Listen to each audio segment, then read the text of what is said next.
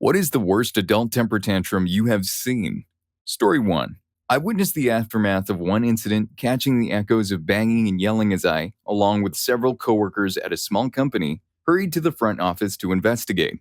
It happened when two women had engaged in a full-blown fight, hurling objects at each other and even using their chairs, all triggered by one beginning a diet while the other had a candy jar on her desk. The other incident etched in my memory occurred during my childhood, a truly chaotic spectacle. It was after a girls' football tournament when the first and second place teams stood lined up, receiving their trophies. My sister was on one of the teams. A parent had a complete meltdown. She ranted, screamed, accused the umpires of rigging the game, tossed equipment around, flung dirt, and stopped just shy of getting physical. Strangely, the umpires and coaches allowed her rampage, even as she screamed in their faces. Her daughter stood there holding her second place trophy, tears streaming down her face. Eventually, the woman told her daughter to leave. Despite the daughter's desire to stay, the ladies' continued yelling made her walk away from the team. As the daughter headed toward her mother, the woman snatched the trophy from her hands and hurled it to the ground before marching off with her daughter into the parking lot.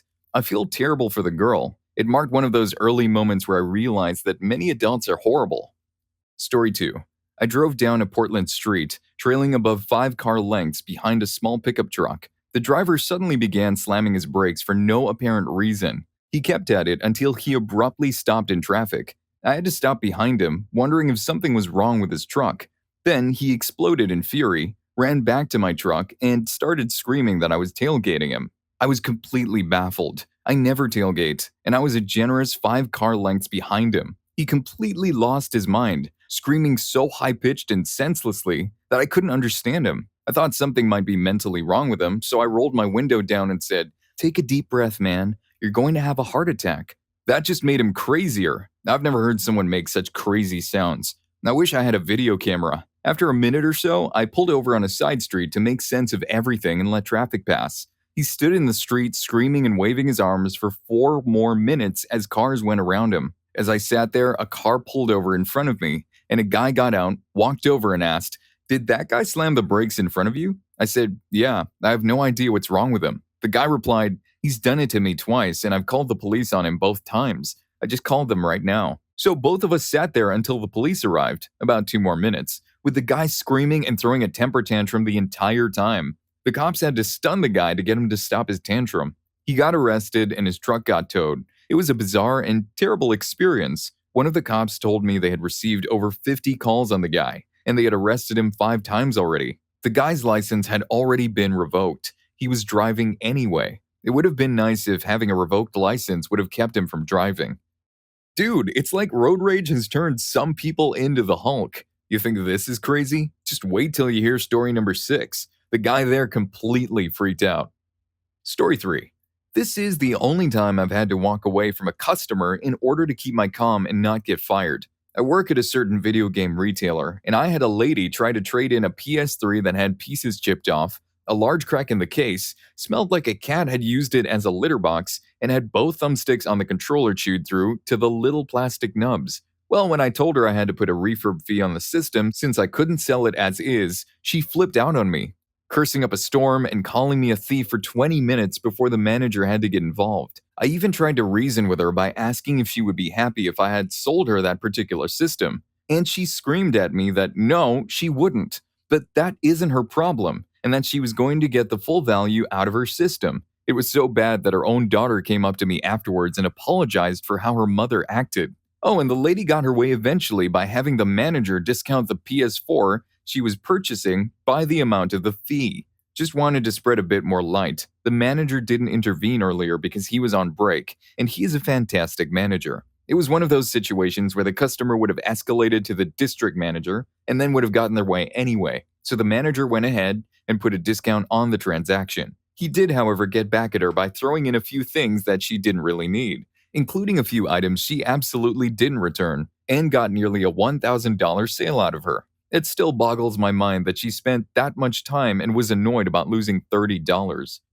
Story 4. At my workplace, we had to call the police because 2 women got into a fistfight in an elevator.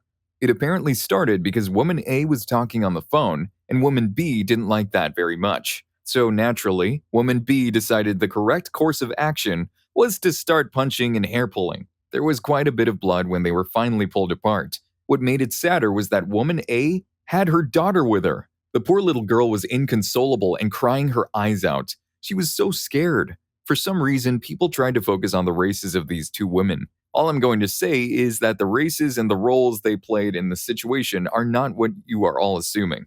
I should also specify that I'm not entirely certain the call was still ongoing on the elevator. That's just where the altercation took place. But if it did, I work in a small building with only 3 floors. As long as you aren't in the basement and have a decent cell phone provider, service isn't too bad as you tend to be in and out pretty quickly. Story 5. I work in retail. I was working as a cashier that day. And you know the general format for a lot of express queues? Everyone gets in one line, and when a cashier is free, a little light flashes and an electronic voice tells you which number to go to. That's how our only tills are set up. A lot of people try to come in through the exit side of the tills, sometimes just an honest mistake, and sometimes trying to skip the line. I had a guy come in when we had a decent lineup, and he went in through the wrong way, walking right up to my till. I gestured to the lineup of people and asked him to go to the line since the others were there first. Note that I wasn't rude to him, I just asked him to go to the lineup. This man then decided to yell and scream, making the following points. There were 3 cashiers when we were a bit short-staffed, so surely one of us could ring him through. I was clearly lying about there being other customers lined up, even though he looked right at them. I was giving terrible customer service. He then began to demand to see a manager to complain about me. I paged one up and told him one would be with him in a minute. He literally waited about 5 seconds before screaming, "I don't have time for this. Thanks for your manager's attention, you guys obviously don't care," and stormed out. Gotta love working in retail. Story 6. The worst incident was definitely with a man during my time working at an auto parts store. Our parts often came with lifetime warranties, and all we needed was some info to replace them, valid until the day you junked the car or passed away, whichever came first. I asked the gentleman for some basic info, phone number, name, and he flatly refused. I explained that without it, I couldn't process his lifetime warranty, and he lost it completely. I mean, he turned this violent shade of purple, veins pulsating on his forehead, yelling and screaming at me. I can't recall what he said because I was just staring incredulously as he ranted and raved like a madman, making threats and thrusting his finger aggressively towards me. I genuinely thought he might leap over the counter and try to harm me because his response was that threatening. My manager rushed over to intervene, trying to calm the situation, but the customer continued his furious tirade while everyone else in the store fell silent. My manager kept warning, "Sir, if you keep this up, I'll have to ask you to leave." But the customer paid no heed and continued to shout over him. Eventually, after at least 5 minutes of this chaos, other customers rebelled against him. One man, a regular mechanic, stepped up and addressed the guy directly. "I'm a mechanic and you're wasting my time because this young lady asked you for information. Get out of the store. You are costing me money by standing there. Get the hell out." The angry customer retaliated, threatening physical violence and suggesting they take it outside. Another customer also demanded he leave several times until the man finally threw his items to the floor and stormed out. As he was leaving, I began to ring up the mechanic who had stood up for me and asked if he had a rewards card, to which he replied, "Yes, and I will give you my phone number," as loudly as he possibly could. Man, that's straight up rude. If you agree with me that these people should grow up and stop going crazy over simple things, then give this video a like and subscribe to my channel today. Story 7. I used to work for a coffee shop that was always busy. I mean, there was a constant line out the door. I had a man completely skip the line of about 10 to 12 people waiting, grab a juice from our fridge, and come up to me attempting to jump the queue. He cut off the next person, placed the drink down, and started pulling money out of his wallet. I told him I wouldn't ring him through without him standing in line first. There was a queue, and he needed to use it. He transitioned from a general dirtbag with a smug expression to being enraged, red-faced, and screaming at me. He told me that he was just buying a juice, not a coffee, and cursed at me to stop being such a stupid person and just ring him through. He berated me for being a barista, even though if I wasn't there, he wouldn't receive any service. According to him, if I had any sense, I wouldn't be working there. He insisted I do my job like a good girl and ring him through. He even threw money at me. I didn't change my expression one bit. His bills fell on the floor in front of him. I pushed his juice aside and then gestured to the next person in line to order. The guy became so angry that he looked foolish in front of so many people, and it didn't affect me. He grabbed a 1 pound bag of coffee beans from our counter, threw it across the store, picked up his bills from the floor, and walked away, declaring that he would never return and that our business would fail. Yep. Story 8. At O'Hare, boarding my flight, a lady handed her ticket to the gate agent and was informed that she was at the wrong gate. This flight was headed to DFW, and she was supposed to be on a flight to LAX. Now, a rational person might assume that the airline staff who had just allowed 50 people onto the plane, along with boarding passes indicating DFW, would know the flight's destination. However, the resourceful traveler wasn't convinced. "They told me the flight to LAX was at this gate. You're lying to me," she exclaimed. The gate agent offered to check which gate her flight was at, but she simply retorted, repeatedly asking the gate agent, "Are you sure?" about 5 times, each iteration louder and angrier than the last. Then she turned to the people behind her in line, including me, and asked, "Are you sure this is not the flight to LAX?" Afterwards, she stormed off, presumably to find the correct gate for her flight, and sprinted in that direction. Well, that's what a sensible person would do, but who knows? Story 9. I witnessed a guy at Walmart losing his cool around 10 p.m. because some sections of the store were blocked off for waxing overnight. He was there with his entire family, including 4 young kids, and he was having a meltdown at the self-checkout attendant about the blocked section. He demanded to know why they couldn't do it later in the night, even as she explained that the waxing process was lengthy and took the entire night. Story 10. I saw my boss completely lose his mind when another employee wore a collared shirt sporting his most despised rival football team. Our boss is an Eagles fan, and this employee dared to wear a Cowboys polo shirt. The situation escalated enough that HR had to step in. Our boss has some issues. He truly despises the Cowboys and in a half-joking manner declared that no one should wear Cowboys clothing at work or face consequences. The new guy did, and the boss went ballistic. He dragged the new employee to HR, initially aiming to terminate him for insubordination, but could only manage to issue a verbal warning about his attire. The new guy then took the issue back to HR and filed a complaint. As a result, no one in the office is allowed to wear any team attire or display logos on their desks. Talk about a major overreaction. This guy's boss needs to upgrade his adulting skills. Story 11. I informed a lady that I couldn't accept the return of her 45-pound bag of dog food, which was probably about 75% used. She started yelling, asserting that the customer is always right, and kept repeating it until we had to request her to leave. Story 12. I used to work at Logan Airport during the liquid ban phase. I once informed a man that he couldn't take his soda through security. I went into a massive rant about government interference, blaming me for taking away his freedoms. Then he yelled out that he had an explosive. Security reacted swiftly and tackled him. Story 13. Stan entered the office and spotted Bill with muddy boots propped up on Stan's desk. Instantly, Stan's face turned red, and without a moment's hesitation, he vaulted onto Bill's desk and began what I can only describe as a river dance performance. "How do you like mud on your desk?" Stan screamed. I nearly fell on the floor laughing at the spectacle. Story 14. During my part-time job at a marketing company where I promoted food brands years ago, I used to prepare simple dishes and serve samples in-store from a food cart. On one occasion, a family hurried in with 5 or more kids and devoured the samples. After they finished, the parents inquired if the meat in the dishes was pork. Since all the meat dishes contained pork, I confirmed it was pork. They threw a huge fit, saying they weren't allowed to eat pork. Joke's on them. They should have asked before they went ham on those samples. Story 15.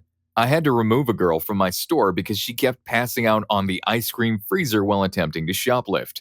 Needless to say, she wasn't pleased.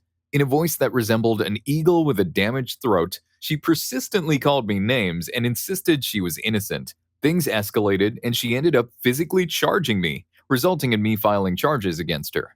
Story 16. At the movie theater concession stand, a woman completely lost her composure because they only served Coca-Cola beverages. She went on a tirade, "But I only drink Pepsi. I can't believe you don't have Pepsi. What kind of business is this?" This lasted for several minutes. She demanded to speak to the manager and insisted on a refund for her ticket because she claimed she wouldn't have bought it if she knew they didn't have Pepsi. The manager declined her refund request. To add to the chaos, she ended up in the same theater as me and my friends. Throughout the lead up to the movie, she kept complaining to her friend. Then, during the promotional bit before the previews where they showcased the concessions, a giant Coke bottle appeared on the screen. Feeling personally offended, she shouted, F Coke. An audience member got an usher and the manager, and she was escorted out with her friend, following close behind. It's worth noting that she was in her 50s. Absolutely wild. Story 17. Last year, my mom was really irritated about several things and ended up exploding on Christmas Eve, typical for most holidays. The main issue was her strict diet, which restricted her from eating almost everything, despite sneaking food and bringing her own items. The next morning, my sister, dad, and I decided not to let it ruin our holiday spirit. We started exchanging presents among ourselves. However, when my mom came downstairs, she refused to speak to any of us. We guided her to her designated chair, where our gifts to her were placed. Disregarding the presents, she put her cereal down and began angrily throwing all her gifts to the floor, wall, and even at our cats. She screamed that the gifts were worthless, asserting she knew their contents without even opening them. She insisted we open our presents, claiming hers were the only ones worthwhile and that we didn't even deserve bad gifts. It was a distressing moment, and I'm not fond of my mom. Story 18. I worked at an arcade, and this family came in being extremely rude. They started criticizing our prizes, calling them crappy and overpriced. Typical for an arcade, really. The mother insisted I give her the big bear on the wall, but I explained she didn't have enough tickets. She started yelling, "Why the hell not? It's obviously been up there for years, just give it to me." She even threatened to call my manager because I wouldn't hand it over. I calmly provided her with the manager's number, and she stormed out. In the back room, I let off some steam by expressing my frustration. Customer service is not my favorite thing. That's a Karen. No place is safe when she's on the loose. Story 19. When I was in 8th grade, our cooking teacher lost her temper because our kitchen couldn't find the right-sized mixing bowl. She frenziedly searched through every drawer in our kitchen as if expecting a large mixing bowl to be hidden among the cutlery. She yelled at us as if we had stolen her wedding ring and flushed it down the toilet. The entire class stopped making cookies to witness this short, stout, French-Canadian woman resembling an angry tomato while shouting in a mix of French and English. Just as she went on the verge of tears, a group from another kitchen found the missing mixing bowl. They had accidentally placed it in the wrong kitchen. About a week later, she berated our class for an entire session because she found a gray strand of hair in another class's brownies. It was pretty obvious it was her hair. Story 20. I worked at Wendy's during my college years, and there was this epic meltdown I'll never forget. A mom from a Little League team came in with a group of kids and some parents, ordering food for everyone. As the orders piled up, she visibly grew more frustrated and upset due to the time it was taking to prepare such a large volume of food. She began repeatedly asking why her order was taking so long, each time her voice escalating. After a few minutes, she started declaring, "This is simply unacceptable," and demanded a refund. Despite seeing the sandwich maker working tirelessly next to me to assemble her cheeseburgers, she persisted. I calmly responded, "Okay, let me get the manager." Instead of waiting, she began screeching for an immediate refund. In a fit of rage, she threw her carrier tray of Frosties onto the floor. And here's the kicker. She got down on her hands and knees, and I swear to you, started grinding the spilled Frosty into the carpet with her bare hands, all while shrieking as if her child had been run over by the drive-thru. Story 21. I met a girl online, and after chatting for a while, I decided to pay for her to visit me from LA. Initially, things were fine, but she began complaining about trivial matters such as me having a cat, which she already knew about. The next day, she had a meltdown over something small at Red Robin and insisted we leave. At that point, I had reached my limit, but I was holding back my reaction. When the time came for her to head home, I drove her to the airport. However, as we were walking in, she got angry about something trivial, though I can't recall what it was. Here's the kicker. She literally threw herself on the ground, screaming and flailing like a child. Mind you, she's 31 years old. I dropped her luggage, walked back to the car, and drove away. In a funny turn of events, she missed her flight and called me, asking me to stay with her at the hotel. No thanks. Whoa, that was a whole lot of drama for a meet cute. Still hanging in there? I bet you'll like the next video. Stay tuned for Women, What's the Most Crazy Girlfriend Thing You've Ever Done? Story 1 was wild. Don't miss it.